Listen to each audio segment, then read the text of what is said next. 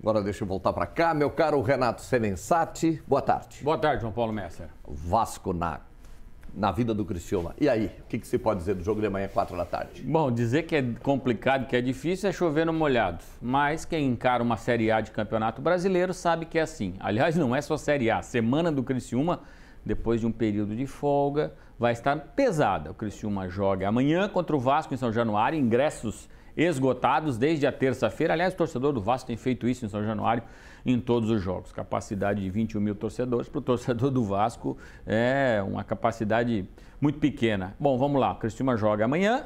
De lá já vai para Salvador e faz o primeiro jogo da Copa do Brasil na terça-feira contra o Bahia. E depois pega um refresquinho aqui na volta no estádio Heriberto Wilson, joga só contra o Palmeiras do Abel Ferreira. Mas você está na Série A, é dessa maneira. A boa notícia para o Tencate é que ele ganha alternativas para esse jogo. O goleiro Gustavo volta, é importante, é liderança ali na defesa. Ele tem também o Éder, que é o principal jogador do Criciúma. Eu não acredito em muitas mudanças do técnico Cláudio Tencate, não. Não é o perfil do Tencate fazer muitas mudanças. A volta do Gustavo é certa e o ponto de interrogação é o Éder. Mas, João Paulo, quem concedeu entrevista coletiva, um deles foi o Marcelo Hermes, que falou sobre este período que o Criciúma teve para trabalhar 100 jogos no calendário.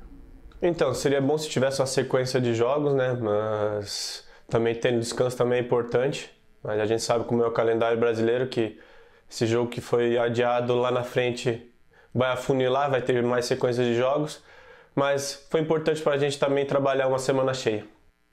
É aquela história, se tem a folga, queria jogar, se tem jogo, queria folgar. O futebol brasileiro é exatamente assim. E o Hermes falou também sobre o adversário, o Vasco da Gama. A gente sabe a força do Vasco que tem jogando em São Januário, então a gente tem que ir lá focado. Tem que ir lá focado.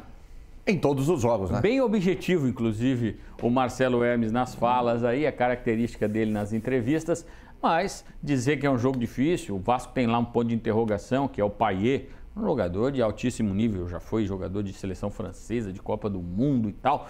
Não vive hoje, evidentemente, pela idade, o seu melhor momento físico, mas se jogar, complica um pouco para o Criciúma, tecnicamente falando, mas vai dar espaço para o Criciúma jogar. O que eu acredito de time do Criciúma? Vamos lá.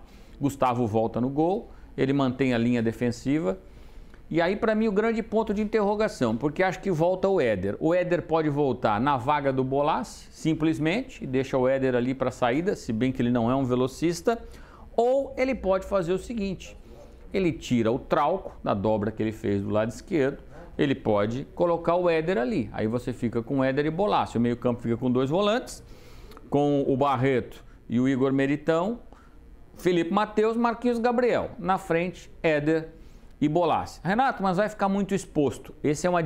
O Vasco é um adversário muito diferente do Atlético Mineiro. Primeiro que o Atlético Mineiro, tecnicamente, é muito superior, certo? Então, o Criciúma foi lá para se defender, perfeito. E no final do jogo conseguiu, num lance pontual, igualar o placar. O Vasco não. O Vasco é um time que faz muitos gols, mas toma muitos gols. Tem a sua defesa muito fragilizada. O Vasco em 3 jogos na Série A já tomou 5 gols, uma média de quase 2 gols por jogo. E quando você tem um adversário que tem o sistema defensivo como ponto fraco, o que é que você tem que fazer? Atacar. Você não pode ir lá com a mesma proposta do Atlético Mineiro. Não que o jogo em São Januário seja menos complicado, evidente que não. O Atlético Mineiro é melhor tecnicamente, mas você tem que analisar qual é o grau de motivação do jogador do Atlético para encarar o Criciúma, que ele olhou e falou: esse aqui eu vou ganhar 3 pontos, é o natural. Tanto que o treinador, quando vencia o jogo, numa alteração só, tirou Paulinho, Hulk e Gustavo Scarpa. O Vasco não. O Vasco está fazendo um exercício para colocar o Payet em campo, porque sabe que este jogo é importantíssimo. O Vasco disputou 9 pontos no Campeonato Brasileiro, tem 3. O Criciúma tem 2 e tem um jogo a menos. Então, por aproveitamento, hoje o Criciúma está na frente do Vasco. Então, o Vasco, estádio lotado, ele olha para o Criciúma e fala: eu tenho a obrigação de fazer 3 pontos. Ele vai para cima do Criciúma, mas é um time que se expõe. E aí por isso eu acredito na volta do Éder e Bolassi, ou Éder e Felipe Viseu, que também é uma outra alternativa. Acredito num Criciúma sendo mais agressivo contra o Vasco para explorar esse ponto fraco do time carioca.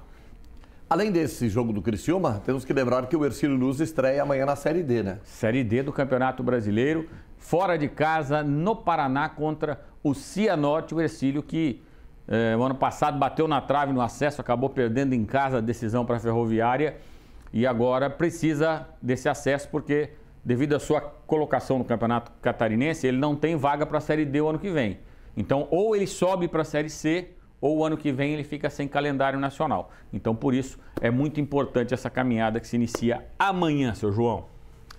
Hora do senhor Ney. E tem o Cristiumense treinando a Série D do Campeonato Brasileiro. Roberto Cavalo foi contratado pelo Itabaiana. Itabaiana. Cavalo. Grande figura. Cavalo. Campeão da Copa do Brasil. Campeão da Copa do Brasil e mora aqui em Criciúma, nosso amigo, parceiro de sauna. Está muito feliz de estar lá. Ontem nos ligou. Grande Cavalo. Quem não queria estar na Bahia, né?